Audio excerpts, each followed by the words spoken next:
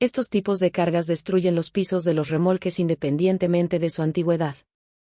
Estos tipos de cargas requieren remolques reforzados con travesaños adicionales.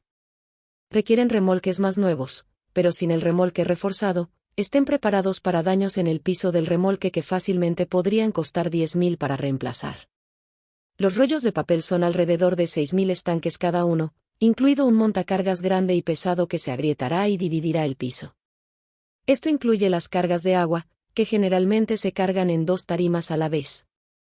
Las cargas de división del laminado que se agrietan en el piso pueden incluso doblar los travesaños. Cargas líquidas. Las cargas pesadas de alimentos enlatados también se cargan generalmente con un montacargas grande, 2 tarimas a la vez, lo que también causa daños. Iba a comprar un tráiler 2020 el año pasado y cuando cerré las puertas para revisar el piso no había nada más que luz, lo que significa que el piso está en mal estado. Muchos transportistas son exigentes y puede esperar que su remolque sea rechazado. Incluso cuando ese cargador fue quien dañó el piso. Ouche cuando se trata de proteger a los operadores propietarios y la seguridad cuando se trata de cargar con sobrepeso esta carga.